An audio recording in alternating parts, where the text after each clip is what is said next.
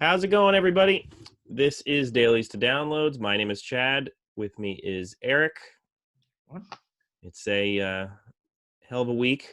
We're all under a lot of stress, but hopefully we de-stress you with the review of this movie. So It's all this is because we going... couldn't celebrate Halloween like we usually do, which is breaking into people's homes and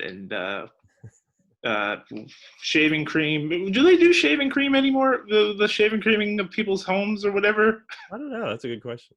I don't know. That might be done. So before we start, check out my other show, The Nitty Gritty, with my co-host there, Leonard. You can also check out Erik's beard vlog, which is out there somewhere. That's true. Yes. Right? Which is also a part of the Thunderdome, I Right. believe. The It'll be on there. You just have to find the right It's screen. two screens. It's two screens because it's amazing. So this week we're going to be doing probably something we'll do again in the future, a sort of movie challenge of sorts. In the case of what will happen in the future, most likely one of us will challenge the other to a movie we've already seen. In this case, we're both going to be talking about a movie that we watched for the first time. And that's how we're going to start. We're just going to give a review of that movie and talk a little bit about it. And that movie is from 1974, and it is called many things. It's so if you look for it on Wikipedia, it's called People Toys, but it also has many other alternate titles. I learned of it as Devil Times 5. It's also been known as Tantrums in the UK, I suppose. But really briefly, let's talk about how I learned of this movie. Some of you might have noticed the news bit. It really didn't get a lot of press, but Quentin Tarantino had made a recommendation of a horror film that people could watch as Halloween was nearing, and he recommended this movie. And I had never heard of it, but I decided, you know what, that might be worth checking out. So I checked it out, and it's a doozy. So let's just start out with the plot, shall we? I want to. Are you going to describe the plot? Because I'm very curious how you're going to describe this because there's so many yeah. different strands of. So we're gonna I'll give a brief synopsis of how it starts, and then I'll probably tell people from at a certain point, we're probably gonna have to go into spoilers. This movie's from 1974. I'm really not too worried about people being offended, but even if you know what happens, I still think it would the movie is an interesting ride. Let's say that. So let's just start out by briefly saying, so this takes place in Lake Arrowhead, California. It's on a snowy mountain, and a van transporting children from a psychiatric hospital crashes. And it appears that most of the passengers have been killed, aside from a young nun and 4 of the children.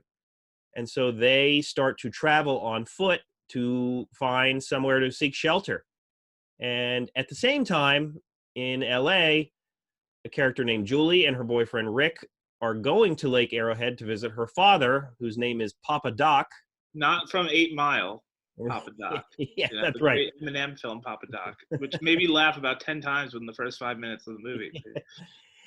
He's a wealthy real estate tycoon. They're going to his lakeside home. So that is how the plot starts, and quickly thereafter, people start dying.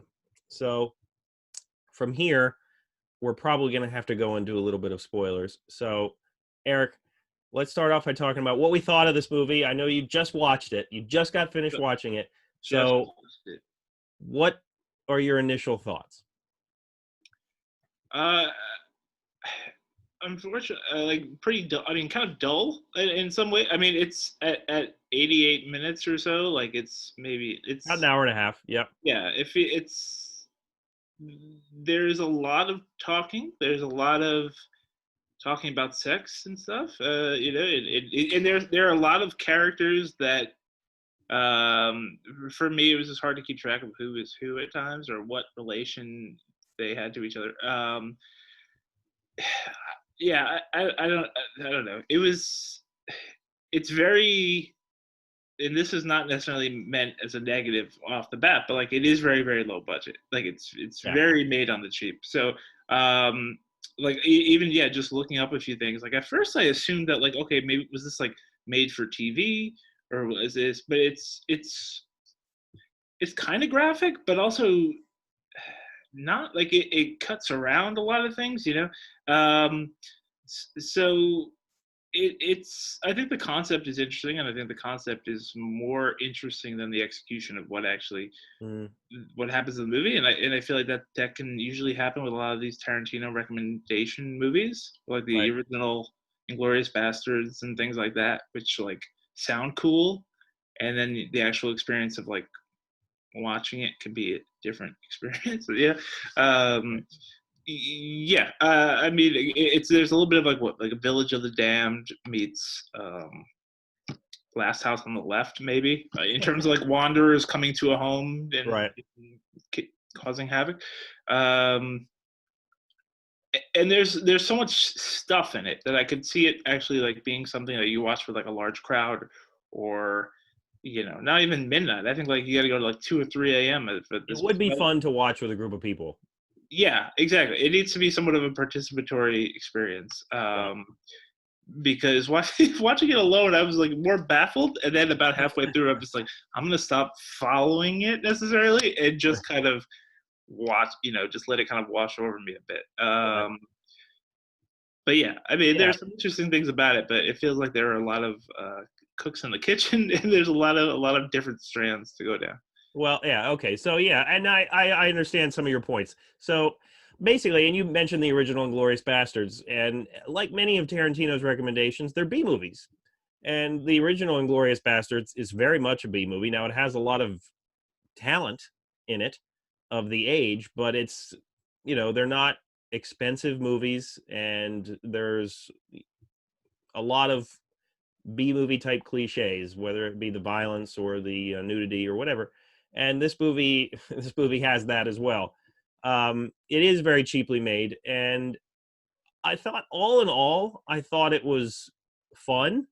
It is bizarre in terms of like how the characters are laid out and their relationships. It's like, and because it really does seem like they just kind of like, well, this is a good spot for a cat fight, so Yeah, like that we're just going to throw that in there just because.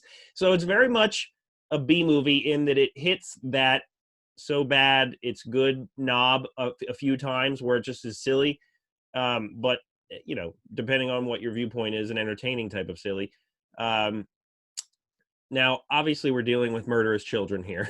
So, like, that's kind of the bulk of what's happening. And the kills I thought were very entertaining, in many ways, except for my one big thing that I did not like was the first kill. this is like the Wh- slow motion. It felt like it went on for millennia, Yeah, yeah. and I I, think I picking up didn't like with how that Jenny was or shot. whatever. Yeah, it was like very, very long. You're right. Yeah, that one I didn't like. They kind of drift away from that a bit as the movie goes on, but it's it's it's interesting. I mean, hey, I mean, when you have a piranha death, I mean, you've got me on board. Am I right, Eric? Well, that was also weird because it looks like she's being drowned in the bathtub. It's in a bathtub. Drowned and with piranhas, which is like, hey, you want to make sure Which at that point, yeah. And where did they get the piranhas from? he From had they. So as soon as you see them, they're going to be used. So they showed the one child walk up to the fish tank, and Papa Doc had said that they were piranhas and that they could gnaw the skin right off of your hand and all this kind of stuff. And as soon as you see them, you're like, okay, they are going to come back into the yeah, plot somehow. yeah, yeah, definitely. And And they use an old tool called a scythe, which you probably don't see much anymore, but it's a long blade with a long stick that would be used for cutting grass or wheat or what have you. Um, and that's used in an inventive way. But yeah, I mean, acting wise, this movie doesn't really have a lot of super well-known people in it aside from Leif Garrett is one of the kids. And I didn't know this until I looked up the cast and what they did. One of the male adult characters, who the character's name is Harvey Beckman, is played by Sorrel Book, who was Boss Hogg in Dukes of Hazzard, which uh, I would not have known had I not looked that up. And once you know that, you think back to him and you're like, oh wow, yeah, that is who that is. Um, but yeah, as you said, it's a very low budget, so there's not a lot of Gene Evans plays Papa Doc. He was in a lot of stuff over the years, but there really isn't. And who, like, the whole nun character thing, like, for a while, like, is that also a young person? Is that also a child? Yeah, Kind of, right? Like, okay, yeah, yeah, like, it's, and like the way it's so shoddily, um when the bus crashes, at this point you don't know what the hell, you don't know what's going on. right. You don't even know if there are kids in there. You don't even see people in there when you're seeing it riding on the road. But after and then we come back to it because there's this cross cutting between that and the couple going to see Papa Doc, and why are we cross cutting between these things? Like it's very confusing. And the credits go on for like 10 minutes for some reason, even though I guarantee you no more than 3 people worked on this. But so then we come back and like a kid uh, kind of crawls out. He's already wisecracking about the whole situation for some reason. He crawls out of the bus and they just walk on foot with a nun. A nun just pops out and yeah, it's uh weird, and it felt like that was leading to some kind of twist. The And nun is Sister Hannah.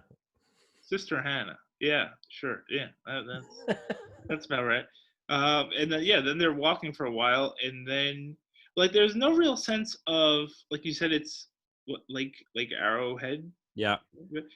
Um, I don't know. Like to me, there was no real sense of how close everything is to each other. In that, like I guess the kids just get out of the bus on foot and walk to this home. I mean, from what Uh, it seemed like they were walking for a while. I mean, but they're in the woods. I'm not sure. Yeah, you're not. I mean, you don't really know how far it is. I got the impression that they were walking for a while, and then especially someone when kind you of, go back and the one guy who yeah, ends up trying to follow them. It seems like he's walking for quite a bit, but who knows? yeah. And then when they get to the house, the person that sees them freaks out, but then within 2 seconds they accept it, and um, they're just living there. I mean, they're just kind of hanging out Right. there. Well, there's that sense of like, okay, these are kids and they're lost, so let's protect them. But Yeah. then things start to happen. And then we get the like you said, the piranhas, and we get there's a character that's exactly like the is it Curly and of Mice and Men, who likes Yep. rabbits, who is slow, Yep.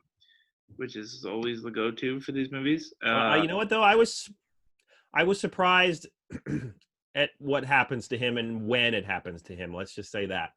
Okay. I thought that happened a lot quicker than what I was expecting it to. But Yeah, I mean, the thing is, like, there are all these different relationships and characters that are thrown at you very quickly, and there's something about the main couple. I think the the woman is jealous that her boyfriend or her husband or whatever, like, may have been slept with someone else who's also at the house for this thing. yeah, the one woman clearly gets around and is quite Yeah, loose, I guess would be the yeah, yeah, yeah, right yeah. way to say it. And she talks into the mirror a lot, right? And like Right. she, I mean, that's as far as the Who doesn't characters. though talk in the mirror? I mean, come on. That is, well, you're not talking to the mirror. It's just that then when like one kid shows up, she's like, "Why are you taking things from?" It's a weird movie. It's a It's not weird, Oscar worthy acting not a by no, some of the people, not Oscar worthy acting. but It's not. There's one death that involves, I guess, pouring gasoline and on someone and setting them on fire, throwing a match onto them. yeah. There's someone else who gets trapped in like it almost feels like Home Alone, like bear traps, but Right. but that's not enough. Then they get something else That's happen you to know them. what though? I liked that one. I liked the bear trap one because you expect at that point for him to be the hero. Like you think, okay, he's gonna go and he's gonna save the day somehow, and like Yeah, just right away, it's. that was the most, I feel like, extended death that we have. The rest Mhm. are like very, very fast. Right. And yeah, and another reason why I thought about the whole like made for TV kind of aspect, because I'm like, it does kind of feel like, I wouldn't say it's not necessarily gory. No. Things happen very quickly, and it's cut in such a way that I almost felt like they were censoring themselves just in case they had to for Right. whatever. Yeah. No, I would agree. Like, I mean, the deaths are bold and somewhat shocking in nature, but they're not gory. They're not graphic, really. No, yeah. Even when the young kid is on like a swing type of thing. Right. That was the Sith. Yeah. This is yeah, yeah. It happens and it's very fast, and you don't really see anything. It's all it's all just done in the acting, I guess, and the way it's kind of Yeah. cut There's and there framed. is there's somewhat, the editing is pretty, I don't well, I cleverly manipulated to avoid too much gory details.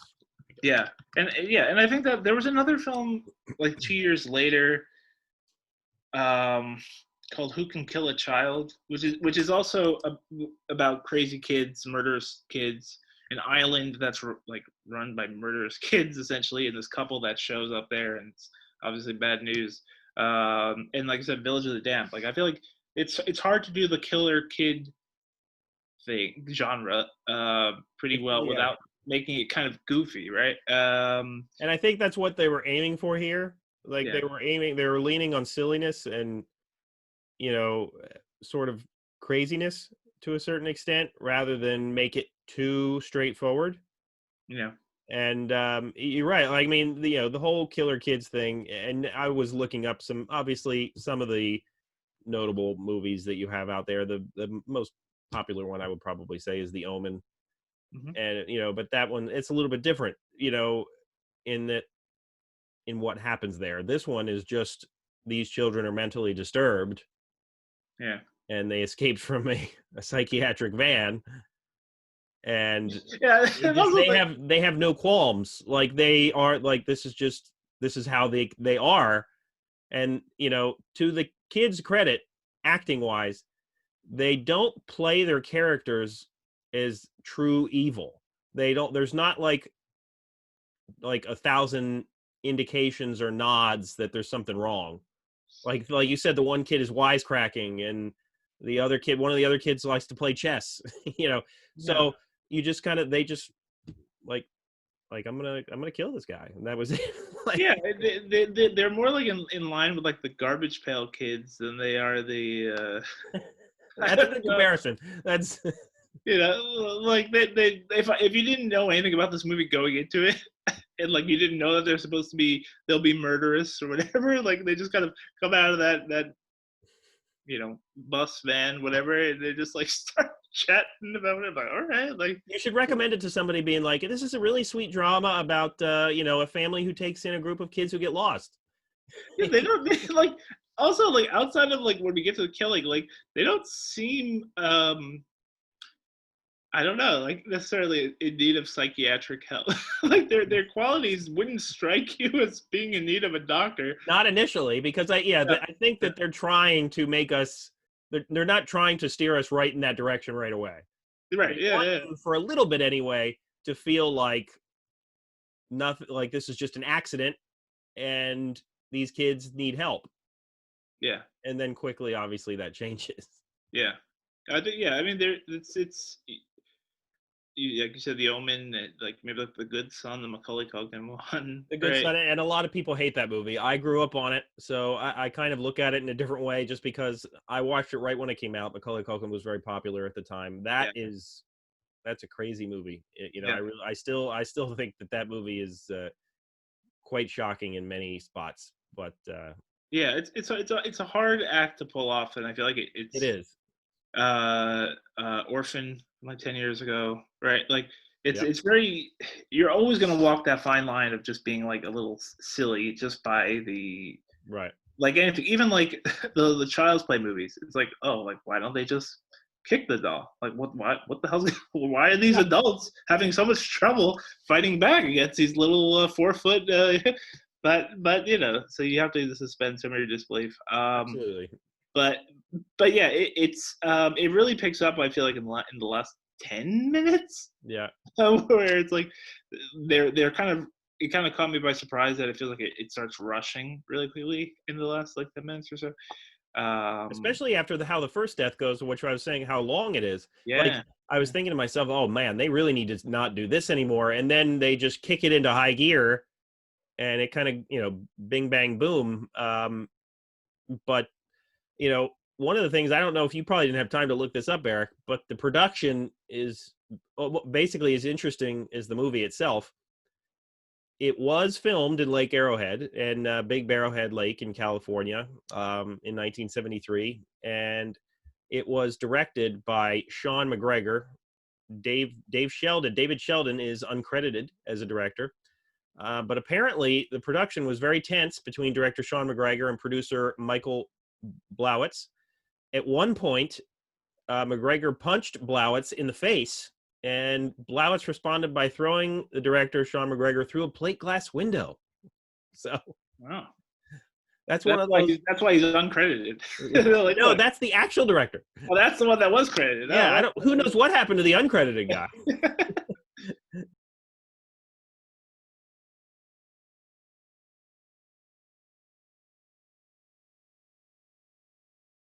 Maybe he was one of the people in the last scene of the movie. Who knows? We won't say who that is, but what a way to go out.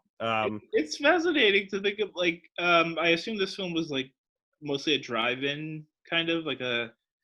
Well, yeah. So that's the thing. It was released theatrically by Cinemation Industries, but there were no contemporary reviews to confirm that the film was released under the title People Toys.